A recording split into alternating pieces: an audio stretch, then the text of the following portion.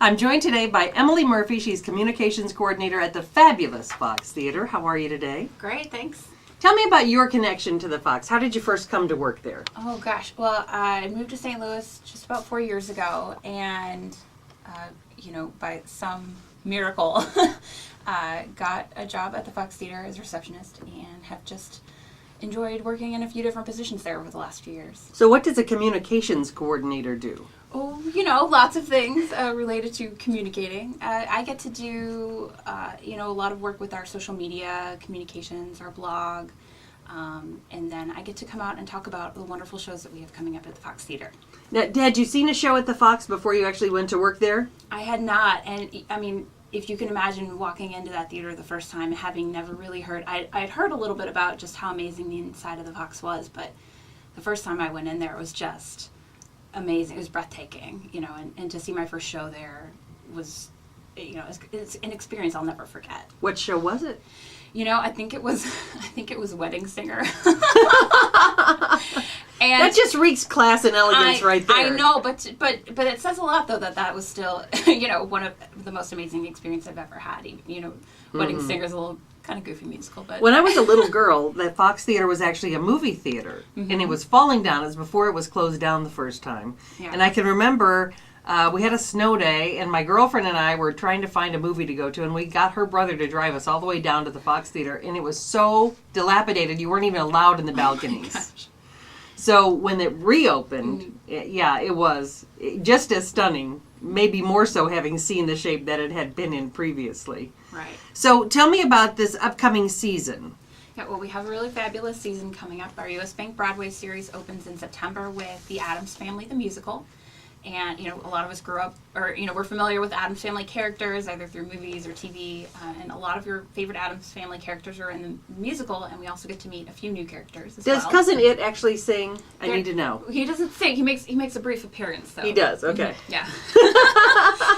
Because to my knowledge, he doesn't actually have feet under all that hair, so I don't know how he could dance. It's really fun. It's kind of fun the way that they get him to make an appearance. But, the story centers around Wednesday Addams, and she's all grown up now, little Wednesday. And she's bringing home her boyfriend to meet the family for the first time. And shocking, he's normal, very normal. And you can imagine the chaos that ensues in the Addams household when they realize their dear little Wednesday Addams has brought home a normal young man.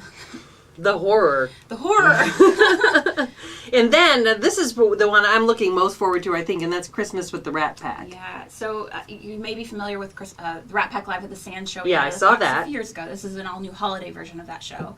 And, we'll get to see Sammy, Frank, and Dean in all their glory, and, a lot of their classic hits, but then a lot of your favorite holiday classics as well. Mm-hmm. What I liked is that you kind of got a sense of the personalities. Yeah. And how they mixed on stage and off stage, and the camaraderie. Right, you see them goofing around on stage, and it's a lot of fun. And then there's a live 12-piece band on stage backing them up, and Borelli Sisters, and it's a lot of fun. Very nice. Okay, so after the Rat Pack leaves, then we'll ring in the new year with La Cage aux Folles, and this is the revival that one of the greatest comedy hits on Broadway last year, took home the Tony Award for Best Musical Revival, and it's just a really great production, and we're really excited to have George Hamilton.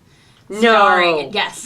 Oh my gosh, the tanned one. The tanned, charming George Hamilton. Yeah, he's playing the nightclub owner, the San Tropez nightclub La Cage, and he's amazing. He's perfect in this role. It's really great. Awesome. Okay, then West Side Story, classic. Yes. I mean, and all I can say about that is if you've never seen it, you need to. Right, yeah, it's just one of those, it's classic American musical theater, and it's timeless. It has some of the most amazing, beautiful music you'll ever hear, and the choreography is amazing, and of course one of the greatest love stories, based on Shakespeare's Romeo and Juliet. And I think if you haven't seen it, you'll be surprised at how many songs you know that you didn't realize were from that show. Right. Tonight, Maria, I Feel Pretty, that one a lot. And it's great. We're excited. It's opening on Valentine's Day, so. Perfect. Perfect. What is Bring It On, the musical? Now, a lot of people will be familiar with Bring It On, the movie franchise. And the show is inspired by the movies, but not based on any one of those movies. So it's a brand new story. Okay. And it's still set in the world of competitive high school cheerleading. And it's a lot of fun. It's a really smart, witty, funny show. And not only will you get to see some really energetic Broadway choreography, but you'll get to see cheerleading stunts done live on stage. And it's really, really cool. Very good. And then you round out the Broadway series with Memphis. Yes. Now Memphis, it took home the Tony Award for Best Musical last year, and it's just one of those shows that, you know, once you see it for the first time, you want to keep coming back and seeing it again. The music is so addicting, and it follows the birth of rock and roll from the perspective of a radio DJ and a nightclub singer in 1950s Memphis. And, you know, their story for their quest for fame and success in the music industry, and there's a little love story in there too. And the music, written by Bon Jovi keyboardist David Bryan, is just, it's really phenomenal the way that he has captured that soulful rhythm and blues sound that you really associate with that time period. It's very, very amazing show. So you still have U.S. Bank Broadway series subscriptions available? Yes. Or people can buy individual show tickets? Individual tickets will go on sale at a later date. Okay. But right now you can become a subscriber and you get tickets to all 6 of those shows. And you also get access to purchase single tickets for our off-series shows as well.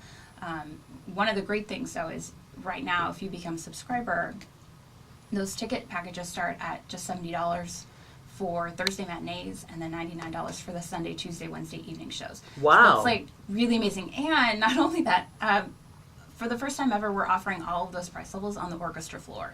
So, you know, you'll be down there on the orchestra floor for ticket prices starting just at $70. And that's for all 6 shows. That's amazing. Yeah.